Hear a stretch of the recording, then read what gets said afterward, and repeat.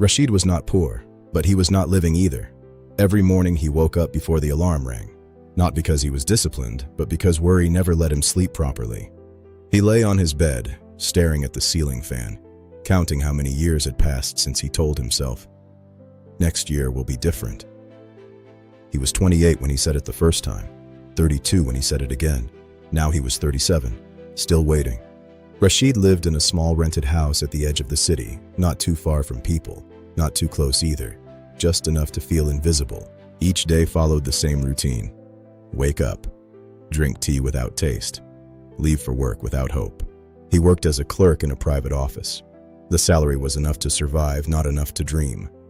His boss never noticed him, his colleagues rarely spoke to him, and Rashid had stopped expecting more.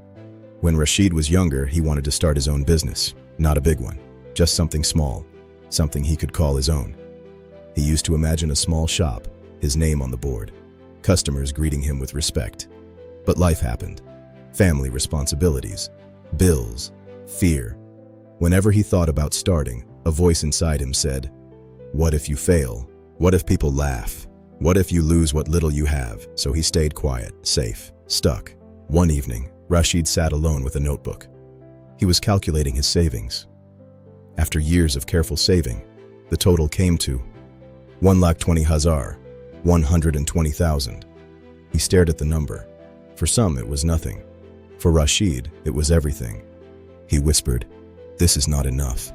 Then he paused, and for the first time, "But what if it is enough to start?" That night, Rashid did not sleep, not because of worry, but because of a dangerous idea: hope. The next morning, Rashid did something unusual. Instead of going to work, he stopped at a small roadside shop. A man there sold mobile accessories. Rashid asked questions, listened, observed. His heart was beating fast. Every question felt illegal. Every curiosity felt rebellious. For the first time in years, he was not just existing, he was learning. That evening, Rashid told his family about his idea. The room went silent. Then came the reactions. "Business is risky. You are too old. Why leave a stable job? People like us don't succeed." Each word hit him like a stone. He nodded, smiled politely, said nothing. But inside him, something refused to die. That night, Rashid made a promise. "I will try. Even if I fail, at least my failure will be mine." Rashid did not quit his job immediately. He started small, a tiny stall, second-hand shelves, limited stock. The first day, no customers. The second, one man left. The third day, a boy bought a charging cable. Rashid smiled like he had sold gold. That single sale felt heavier than his monthly salary, because it carried something new: belief.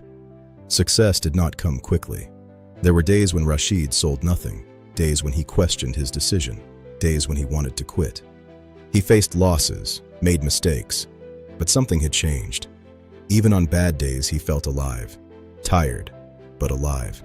After months of consistency, something shifted. Customers returned, word spread. People began trusting him. Rashid learned to talk, to smile. A customer said, "You're doing good work." Rashid went home that night and cried quietly, not from sadness, from validation. 1 year later, Rashid stood in his office for the last time. Same desk, same walls. But he was not the same man. He handed in his resignation. His boss looked surprised. "You're leaving?" "Yes," Rashid said calmly. No anger, no arrogance, just peace. Rashid did not become rich overnight, but he became something more important: confident, independent, proud. Years later, Rashid kept that old notebook.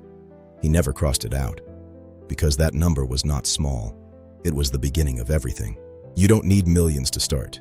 You don't need permission to try. You only need the courage to stop waiting. Action becomes freedom.